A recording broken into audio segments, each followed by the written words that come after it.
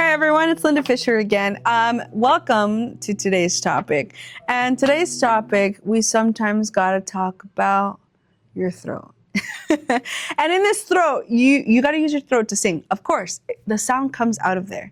But what we don't want is for your throat to be so tense while you sing, and for you not to be able to use your full capacity of your voice while you're doing that. So here's a helpful tip for the way to be able to combat that. One, I have always seen, and I try to do this with my own, making sure that you have a pencil, and you can even put it in between your teeth.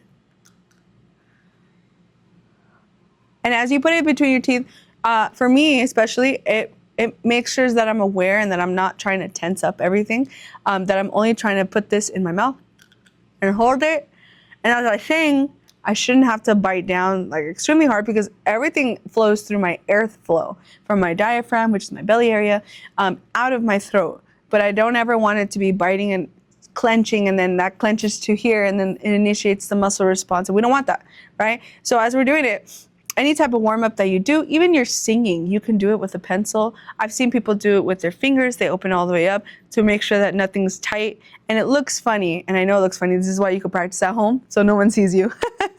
But when you do it, E, instead of going E, okay? So that's one of the ways to practice. You can pull this back. E, oh, sorry, crack a horse there. E,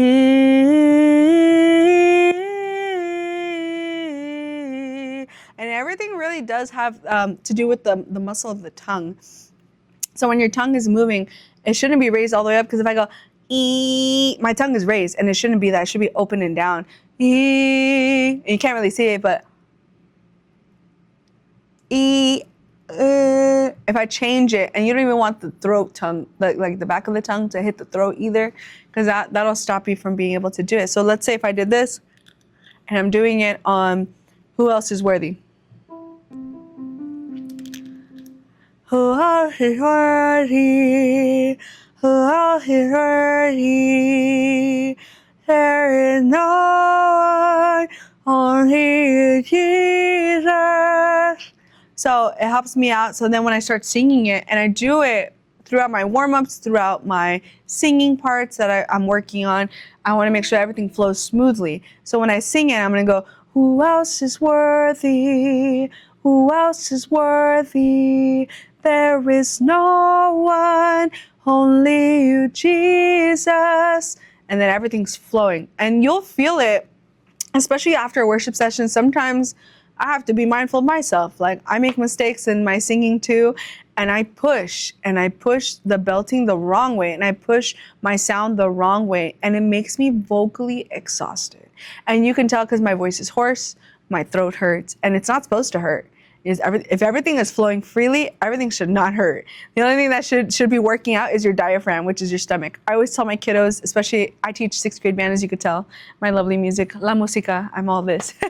But working with them even, I tell them like, hey, like your stomach should be working out because you're inputting air, outputting air, inputting air, outputting air. It's like a whole exercise. It's for your muscle. And I always tell them by the end of it, with this breathing exercise, they get 6 packs and they start laughing.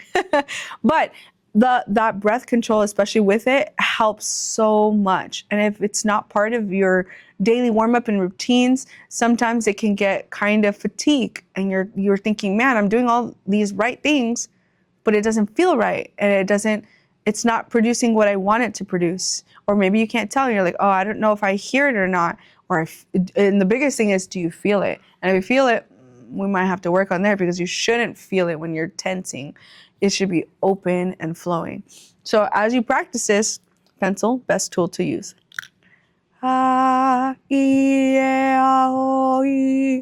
remember to practice at home, because you will definitely look weird if you try practicing this in a store, or this in your car as you're driving home, and someone looks over at you and you're like,